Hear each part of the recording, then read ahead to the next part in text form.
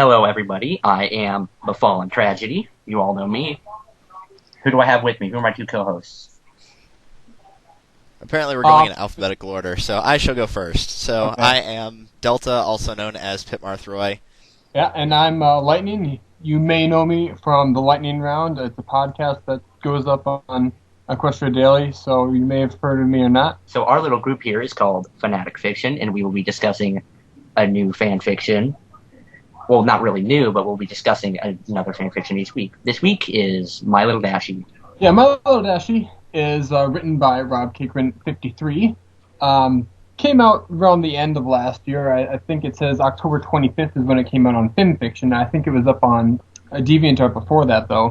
This one is considered a sad fic, as in the main character is living in a kind of a dying city, is the way he describes it.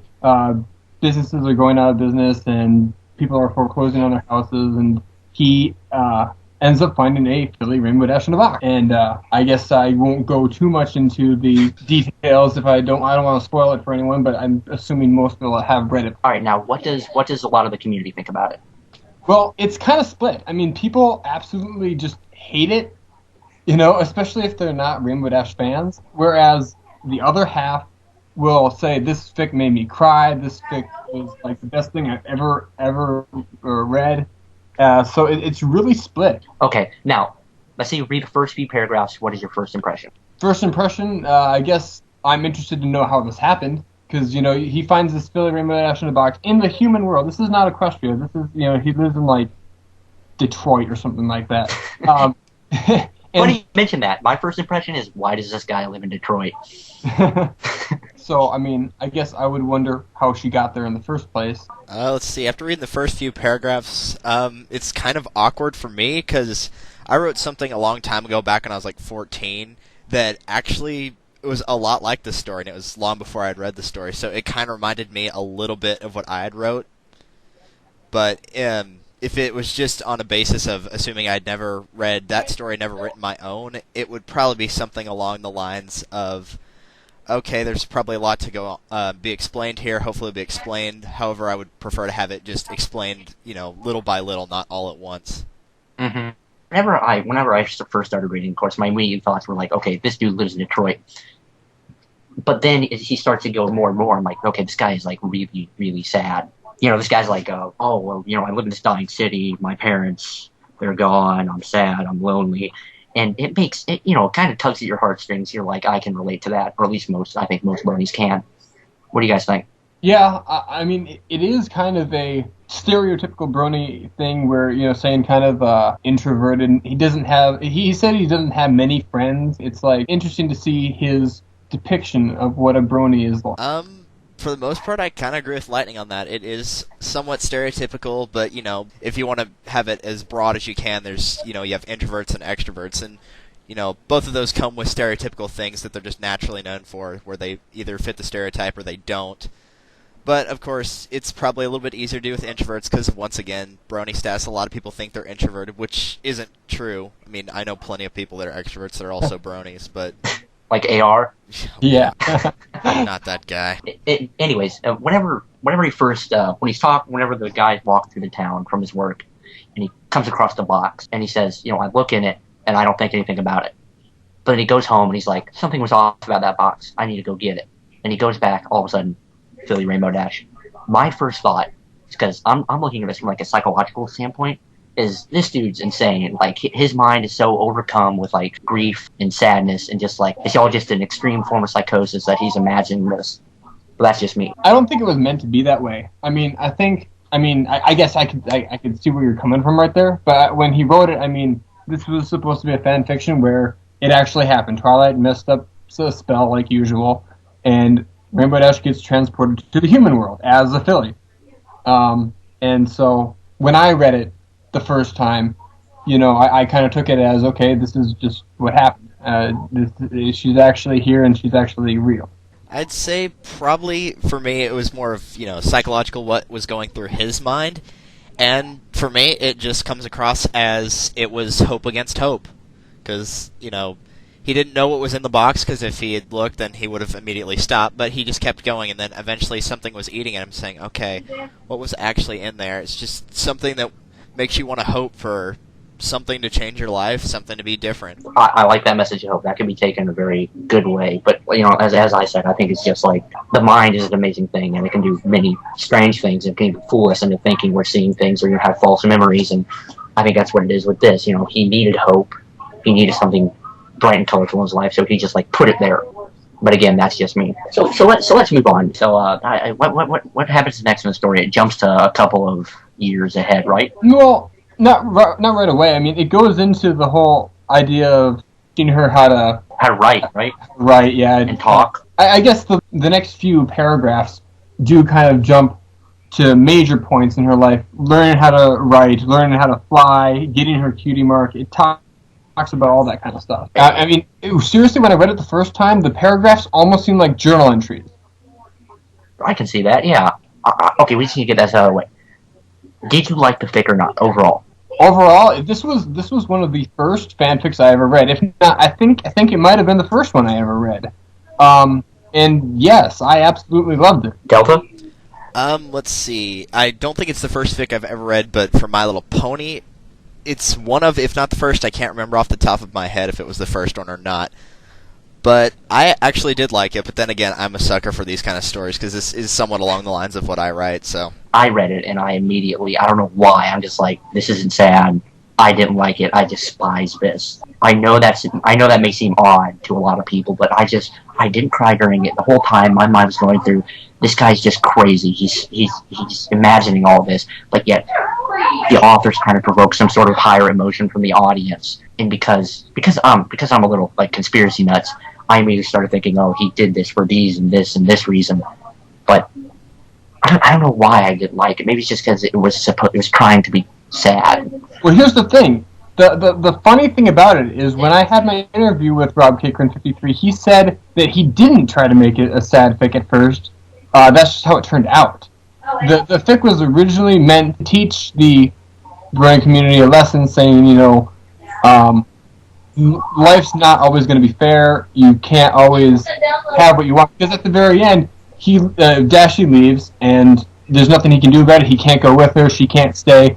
That's just how it's got to be. Well, all in all, whenever I was in high school, which was months ago, because I just graduated, my writing teacher always told me it doesn't matter what you want the story to mean. It just matters how the audience interprets it, which I think is absolutely correct, especially in this case. He may have meant it as a lesson, but overall it just became like this sad fic that everybody latches onto and just holds onto and even makes movies out of.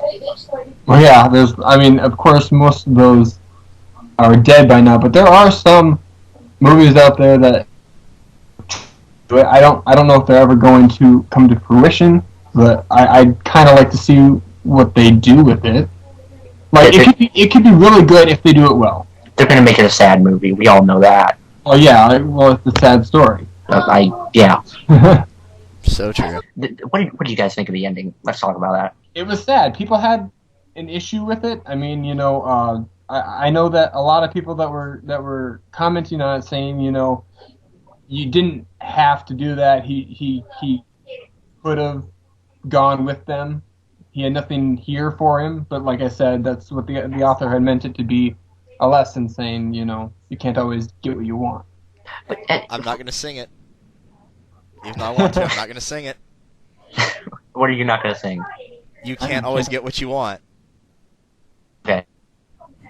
Again, since I'm looking at this story from a psychological standpoint, I'm looking at it, and whenever, Celestia and the main six family come around, and they go, oh, we have to take her home, I view this as sort of like a transition in the author's life, or transition in the storyteller's life. He's, at the beginning, he lives in this broken down neighborhood that everybody left, but then he finds this thing that's supposed to resemble hope. He imagines it so he can have a better life. And throughout the course of the years, he even says he gets a better job, the old neighborhood gets torn down, he moves out to a much better house. And I think at that point, he lets go of that thing that was supposed to help him, because he doesn't need it anymore. He lets it go because it's already helped him enough. And then finally, everything's clear again. That's why every ounce of evidence that she was ever there just disappears. It's because it never really happened. It was a very philosophical metaphor, I guess you would say. Well, it's interesting that you say that, except for there was evidence left behind. Right, the storybook. In the picture book. Yeah. Well, I mean, that could be just represented as just memories that he had of those times. Like I said, I guess you can look at it two ways, whether it's all philosophical or reality. It could definitely be presented two different ways. I think those who look at it from like a reality standpoint of view are in the storyteller's shoes. Maybe they're not at a good point in their life. Maybe they wish for this to happen to them because they're at an equal point in their life where they need that. They need the hope. They need something to brighten their day. Do you want my opinion? Because it's going to sound really cheesy and dumb. I do want your opinion, of course. All right, that's why we're fine, here. your loss. A lot of the times, whenever I've been writing, especially what I wrote recently, which was last night, actually, you can unintentionally give things double meanings, and I'm not saying he did that, but I did with my stuff. Completely unintentional double meaning, and you don't realize it until either it's done or it's near done. Mm-hmm. And sometimes that can just happen. It's like, because whenever you're writing, you're taking all of your experiences, all the things you thought, felt, hold in, despair, love, hate, whatever, and you're putting that into a story mixed with, maybe it might be what you've seen on TV, what you've heard as a kid, stories you grew up with. You're taking different aspects of your life and changing them into something else using your creativity and your mind. And sometimes through doing that, you can be putting into your writing as if you're bleeding in it with the ink. It's just what you're thinking and feeling. Sometimes you can accidentally, create what you've been feeling without meaning to. And a lot of the times, those make for like the truly good stories, unless you have a cynic like me reading it. And let's talk about the popularity that this thing has, because this is just purely on FimFiction that I'm looking right now. 267,783 views, 5,011 likes, and 2,240 comments. People love the story, and it's funny because he wrote this in like an 8-hour period. He sat down and wrote the entire thing in 8 hours and posted it. And I think what's even funnier about it is that he said that after he wrote it and posted it, he went to sleep. He slept for maybe 8 hours, 9 hours, woke up, and that was stupid. That fic was dumb. He went and he took it down after he woke up, went to work, and when he got back from work, there were like 50, 70 comments or messages to him saying, "Why did you take that down? I was reading it. I wanted comment on it. I wanted to finish it." And he was so surprised with the popularity of it. And it is probably one of the most well-known fanfics in the community at this point in time. Definitely. Delta, any final thoughts? I think the thing is with taking it down is sometimes, you can have that feeling like, what if it's not good enough? What if? And, even if it's a really small site, which I know it's not, but even if it's just the smallest thing, sometimes that fear of the judgment of it being bad, because when you write something, you'd like to at least hope it's good, unless you're making it bad on purpose, of course, but you want to hope that there's some positive attribute to it, and sometimes you think, well, I might be able to feel that, but maybe what if no one else does? And sometimes you can have that doubt and that clouding in your mind, so it will, a lot of the times it's amazing that your mind can create something like that, but at the same time, your mind is also kind of what's stopping you from, having it go as far as it can. Yeah, it's that self-hindrance where it's just like you're not sure of yourself. Yeah. Now, what impact do you guys think this had on the community? Because I think it left this like a crater. It was like a bomb. It went off and destroyed like everything around it. Or when it finally hit, people just wanted to hold on to it. They wanted to hold on to it so bad. People were writing music about it. People were planning to make fan films about it. They just wanted to hold on to that magic. And while I think that sometimes that's a good thing, that's a very bad thing for a community. Sometimes it just becomes a crutch. Well, it's a fanfic. If people like it, then they're going to express how much they like it. Mm-hmm. And they'll do that by writing music about it, making movies, whatever. I don't think it had a bad impact on the community. A lot of people liked it. Then when stuff like this comes out, you get the people like Aizka, who did a reading of it, and Mike the Microphone did a reading of it later on. And so those kind of things are really cool for people who don't want to read it but would like to listen to it instead. I think it helps the community more than it hurts it. All right, Delta. Whether it helped the community or hurt it, as far as I know, there's not been anybody that's been turned away from being a brony just from reading this one thing, at least as far as I know.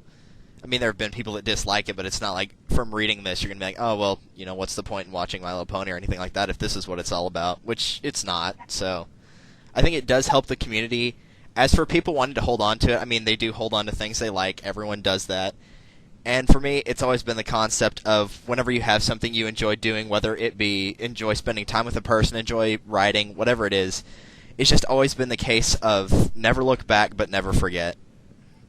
Okay, now, finally. Thumbs up, thumbs down, or middle of the road? Honestly, well, I say thumbs up because, I mean, like I said, I liked it. It was one of the better fanfics that I've read. I'd have to agree with Lightning on that one. I'd say, honestly, thumbs up. I mean, there are small things, but, that's mostly, once again, just what some people can think of it. But in my own personal opinion, by itself, yes, thumbs up. I have to say I would say middle of the road, leaning towards maybe thumbs down, because whenever you first read it, you're like, okay, if you try not to be emotional about it, if you say, okay, I'm not going to cry, I want to make it so I can't cry. If you do that, and then you look at it and you're like, well, this person looks to be insane. It's like he was using this thing as a crutch his whole entire life, but it eventually made him go to a better place. But it also serves as I don't want to say a crutch to the community, but yeah, a crutch to the community. Or when they read it, but they also read it to make themselves. It makes them wish they could go to a quest. It makes them wish they could have their own MLD, and it gives false hope. Hope is poison. Hope can be a poison, and I think in some cases it is being a poison. But that's just me. Nothing. Nope. All right. Well then, just because I want to go from one side of the spectrum to the other, let's talk about a thing that's extremely different from MLD real quick, shall we? Possibly. Yes. Maybe. Okay. Cupcakes. Yes. I was hoping you'd say that. All right. Oh God. Oh no. Okay. For the record, Sergeant Sprinkles is not that bad of a guy. Honestly, I've never met him before, but I've met him. I've met him face to face. He is not that bad of a guy. He has to be a fun guy to talk to. He is a very fun guy. Okay, so let's see. Cupcakes was written by Sergeant Sprinkles at last year or was it the year before? Not entirely sure. I want to say have it right in front of me, so I want to say early 2011 because okay. Anyways, let's talk about it. Initial impressions. You read the first, let's say, 5 chapters. First paragraphs. I get this wrong all the time. First 5 paragraphs. What do you think? It's an interesting concept. Again, I don't have a problem with it. I won't say I like the fic just because it's not the kind of stuff that I usually read. But I mean, it's kind of like the one that everyone talks about. It's like if you want to see a gore fic, this is the one that you show everyone. Mm-hmm. Delta. Let's see. Just looking at the first few paragraphs, I mean, it doesn't really start to get, dark or scary up until a couple pages in, like what, end of the second page, give or take, if you had it on a Word document, probably. Mm-hmm. So at the beginning, it looks completely and utterly normal. And then once you get to there, it does start to get very, very dark very quickly. But I mean, some people do enjoy this stuff. I'm not a gigantic fan. I prefer creepy, as in creepy atmosphere, as opposed to it just actually being legitimately creepy, as in gory or anything like that. I like dark atmosphere, but it does have that as well, but I like having just more pronounced dark atmosphere. But some people do enjoy this, and some people can actually, this is what can get them into the community. I know actually a couple people that have gotten in the community because of this story. Mm-hmm. Here's the thing. I was on... came to me and he went, "Hey, I have a story for you to read." And I'm like, "Okay, shoot me the link." And he gave me the link. I read the first 3 chapters. I'm like, "Oh, this sounds nice." But then, I read the first few pages and I'm like, "Oh, okay, this is okay." Then it got to the dark part and I'm like, this got awesome. Because I am such a fan. Something's supposed to be like innocent and pure, and just corrupting it to no end, especially in stories. That is just fun. I suppose that's why they call it fiction. But anyways, my initial impressions were like, okay, this is awesome. We need more of this.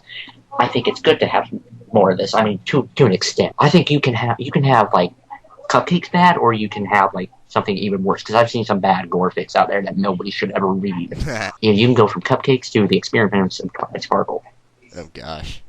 Yes, which is much darker and much more gory. And it's funny because one of my friends, he joined the community because of that, because of Cupcakes. Told you. Yeah, he's a big like metalhead, and I'm like, okay, I got a story for you to read. He went, okay, so I gave him a print version of it. He read it, and he went, that was awesome. He's like, dude, Pinky is my favorite pony now. I need more. So he started just like looking up fan art and stuff. He'd post pictures of like the Psycho Pinkamea on his binder. That's hilarious. He was obsessed with the story, and not to mention, I think it's one of the few gory stories that I think everybody can get like a cheesy chuckle out of. Yep, true. Because of the puns in the middle of it, like why do they call it a hacksaw? That's not hacking. Oh yeah. Yeah, it's one of the few things that you can both get like shivers from how creepy it is, and then just like chuckle at some of the bad jokes. So true. Lightning, you're a big fan of Rainbow Dash, right? Yeah. What was your thoughts about it? Well, when I read fiction, I decide to just take it at face value, and what it does well. So it's like I can appreciate the fact that it was written well, even if I didn't quite agree with what the content was. I this is fun to read, even if it's kind of disturbing at the same time. Did you think it was the good kind of disturbing or the bad kind of disturbing? Well, I don't know. There's kind of a I guess it's a rough line there.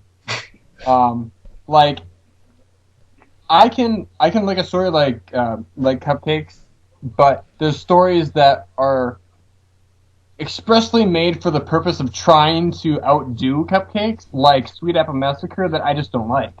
I agree with you there. I can't read Sweet Apple Massacre. It's because Cupcakes was one of the first ones, and it was really well done. And then people said, "Oh, I can do better than that, and I can make it gorier." Can you make it as good of a story? Probably not. Yeah, can you make it as like drawing to the readers? Sure, Sweet Apple Massacre has a lot of like fans behind it. People going, "Oh, this is a good fic," but truthfully, it is a Cupcakes clone, no doubt. Delta, what? Your thoughts? My thoughts is, once again, it does depend on the story.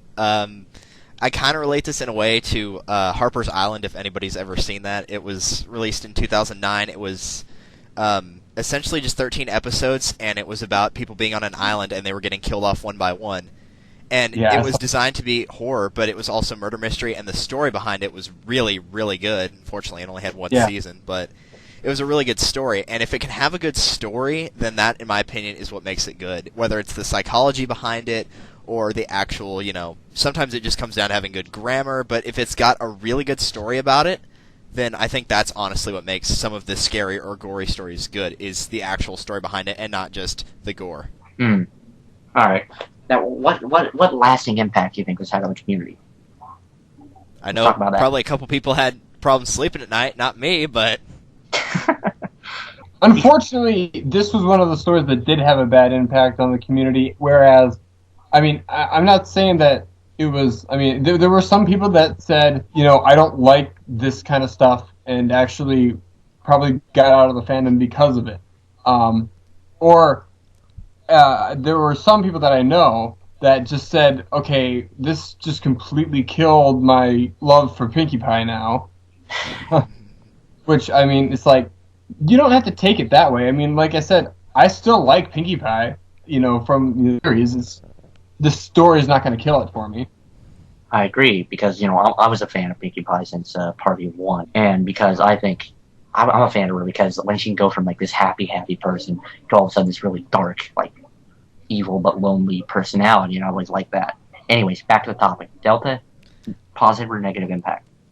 I think for the most part it was negative, but it did have positive things about it. For example, it definitely breaks the stereotype of the show being, like, for 6-year-old girls, all happy-go-lucky, which, in my opinion, a lot of fandoms do need that. They need to break the stereotypes that are given, whether they're true or not. They do need to have the stereotypes broken, and I do admit that this is definitely one of the ones that will break the stereotype of thinking, oh no, it's such a nice little show. Even if it's not, really canon and part of the show, it at least shows that there are people that are part of the fandom that aren't, completely about it being happy-go-lucky, the world's all nice and happy, there's a couple small problems, but friendship can solve everything, etc.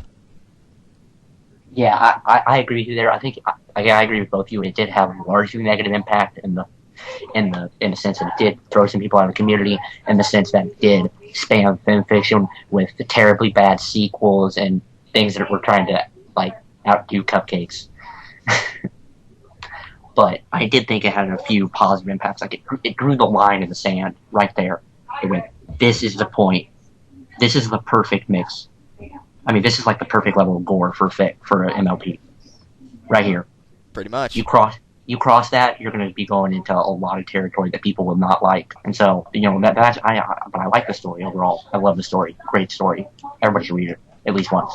True. Thumbs up, thumbs down, middle of the road. I was going to wait for Lightning to answer, but if he's going to take his time, I'm definitely going to say thumbs up for this one. Lightning? Well, I'm going to have to say a thumbs up just because it's a good story. It's different, but it's not bad, I'll tell you that much. I'm going to have to agree with you, actually. I'm not going to give it a middle of the road. I'm actually going to give it a thumbs up, and just because it came in, it conquered, Exactly. It came, everybody saw it, and they're like, oh man, this is different, this is new, this is edgy, I like it. And there were a lot of fans behind it, but it also had, quite a few enemies. But overall, I think it's a story nobody will ever forget. That's for sure. So, anything else you guys want to add? Delta, want to plug your YouTube channel again? Sure, why not? I mean, my channel personally has nothing to do with My Little Pony at all, other than the occasional reference that I'm sure no one on my channel would get.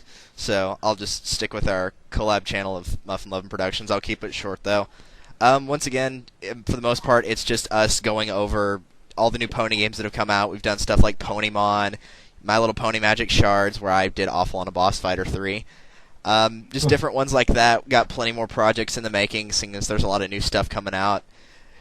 We'll play the game through as much as we can, try to go over everything. Sometimes we get help from people that are watching, which is always nice. Give it a review. Always link it. So just give everybody their just dues on Ponymon games or Pokemon, etc.